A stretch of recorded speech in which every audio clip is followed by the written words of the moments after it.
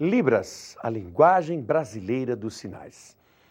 Como é louvável quando os governos, governo estadual, governo federal, preocupam-se necessariamente com a inclusão social, olhando, sobretudo, para aqueles menos afortunados, muitas vezes por questões de nascimento, ou seja, por questões genéticas. E nesse sentido, a linguagem de sinais é extremamente valiosa. Louvável atitude da UEL.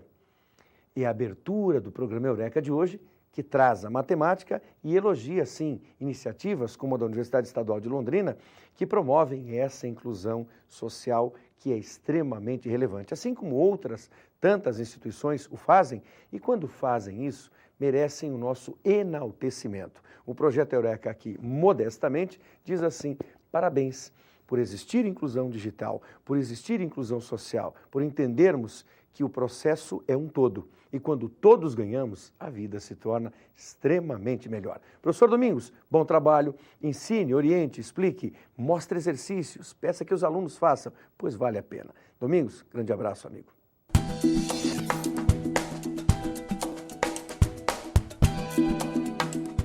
Olá, meus amigos.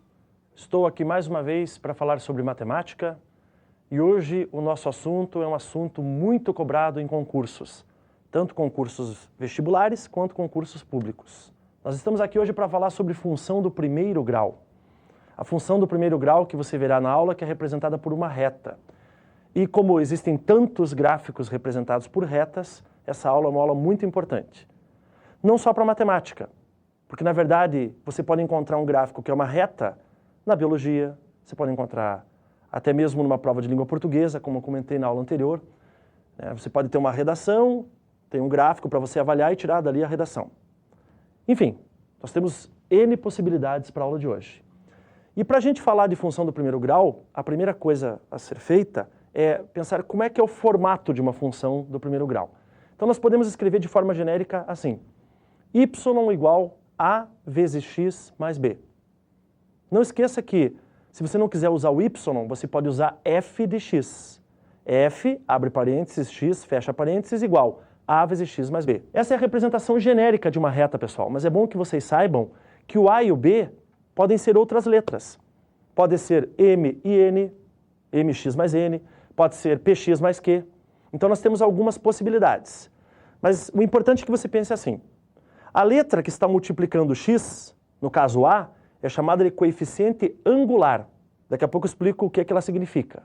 E a letra que está sem o x junto dela, no caso b, chamada de coeficiente linear. Ok? Vamos ver o que cada uma delas significa. Vamos lá?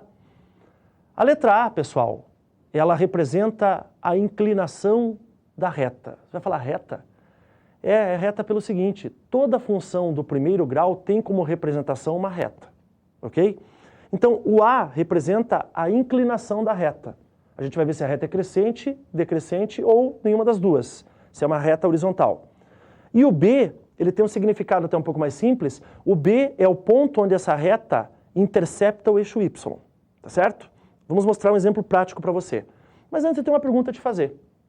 Pense no seguinte: como é que você sabe que a função que eu disse é do primeiro grau?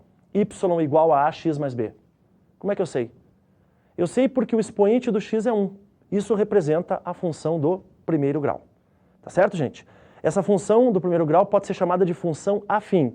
A-F-I-M. Tá? É um sinônimo de função do primeiro grau. Mas vamos a um exemplo. Pense na seguinte função: y igual 2x mais 8. Quem é o a nesse caso? O a igual a 2. E o b? O b igual a 8. Pessoal, nós temos aí uma reta e essa reta é crescente. Você vai falar: pô, professor, como é que você sabe sem ter desenhado? Eu sei que essa reta é crescente porque quando o valor do a, o valor do coeficiente angular é positivo, vocês têm uma reta crescente, ok?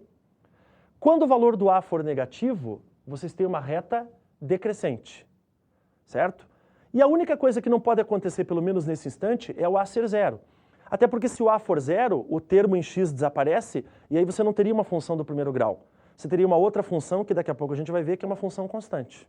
Legal? Bom, se eu já sei quando é que a reta é crescente ou decrescente, vamos pensar como é que a gente vai desenhar essa reta. Uma maneira de desenhar essa reta, gente, é confeccionando uma tabela com valores de x e valores de y. Então você faz a famosa tabelinha XY. Quantos pontos você precisa para traçar uma reta? Quantos? 2. Exatamente, 2 pontos já te propiciam traçar uma reta. Monte a tabela então. Você faz lá uma coluna para o x, uma coluna para o y.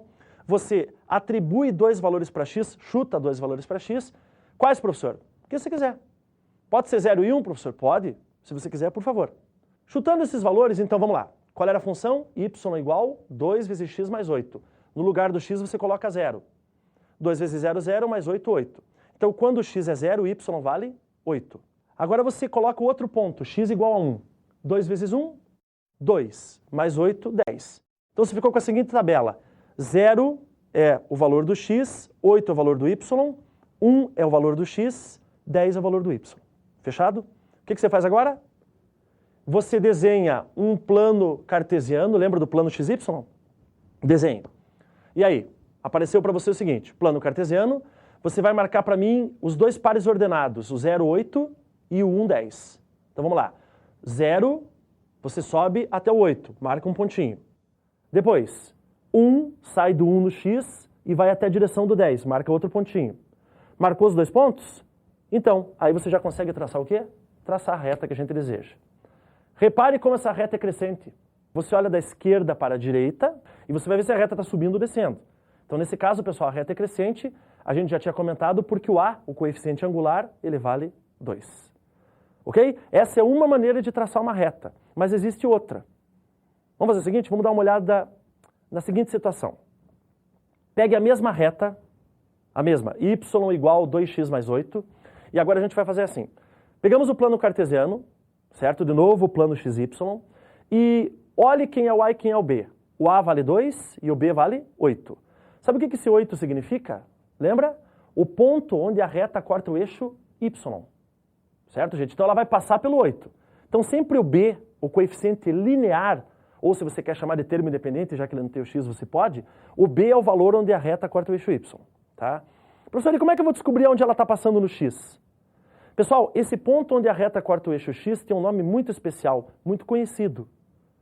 O ponto onde a reta corta o eixo x é chamado de raiz da função. Certo? Alguns chamam de zero. Por que pode ser chamado de zero? Porque para você achar esse valor onde a reta cortou o eixo x, você vai pegar a tua reta, 2x mais 8, e igualar a zero. Se você igualar a zero e isolar o x, fica 2x igual menos 8. Passa o 2 dividindo, x igual a quanto? Menos 4. Veja o desenho. Você tem uma reta crescente que passa no eixo x pelo número menos 4 e no eixo y pelo número 8. Entendeu? Você tem duas opções. Ou você confecciona a tabela XY, ou você usa esse artifício que eu te passei. Ver onde a reta corta o eixo x e ver onde ela corta o eixo y. Nós chamamos na matemática esses 2 pontos onde as retas, ou a reta nesse caso específico, corta o eixo, de interceptos. Interceptos são os pontos onde a reta corta os eixos x e y. Ok, minha gente? Assim como nós temos retas crescentes, é claro que nós podemos ter retas decrescentes. Vamos pensar numa segunda reta. Y igual menos 5x mais 5. Não esqueça que ao invés de y pode ser f de x, tá, gente? Tá valendo. Bom, essa reta aí é crescente ou decrescente? Essa é decrescente. Qual é o motivo? É porque o A, quem é o A, gente? Menos 5 e o B vale mais 5. Como o A é negativo, a reta é decrescente. Vamos fazer o seguinte, vamos montar essa reta, não usando a tabela, mas usando aquele segundo processo que eu te falei? Vamos lá? Então veja aí. Desenhe o eixo XY. Desenhou? Ok, agora você vai colocar para mim no eixo Y quem? Quem que você vai marcar sobre o eixo Y? O número 5, que é o termo B, o tal do termo independente, o coeficiente linear. Agora, para você descobrir onde é que essa reta, que você sabe que é decrescente, corta o eixo X, você iguala a zero. Não esqueça, o nome é raiz ou zero. Esse ponto onde você corta o X é raiz ou zero. Se você igualar menos 5x mais 5 igual a zero, você vai isolar o X. O 5 passa para o outro lado, mudando de operação, negativo. Fica menos 5x igual a menos 5. Você passa o menos 5 dividindo, ou multiplica por menos 1. Você vai descobrir que o x vale quanto? X igual a 1. Então, o que nós temos? nós temos uma reta decrescente que no eixo Y passa pelo número 5 e que no eixo X passa pelo número 1. Repare, pessoal, a reta é decrescente e passa por esses dois pontos. A letra A, eu disse que é o coeficiente angular, exatamente. Esse coeficiente angular, pessoal, vocês verão na geometria analítica que ele pode ser calculado usando a tangente do ângulo que a reta forma com o eixo X. Imagine que entre a reta e o eixo X tem um ângulo que é o alfa. Então, a tangente do ângulo alfa te dá o valor do coeficiente angular. Outra maneira, para você que já estudou limites e derivadas, o coeficiente angular pode ser calculado através da derivada primeira dessa função. Se você não estudou isso, nem se preocupe. Use um dos dois métodos que eu te mostrei ali que você vai resolver numa boa. Ok, gente? O que nós temos na sequência? Na sequência, nós temos a situação que falta. Nós já vimos reta crescente, que é quando A é positivo. Nós vimos reta decrescente, que é quando A é negativo. E se o A for zero? Professor, você disse que não pode. Na verdade, para ser função do primeiro grau, não pode. Mas vamos tornar o A igual a zero só para ver o que acontece. Certo?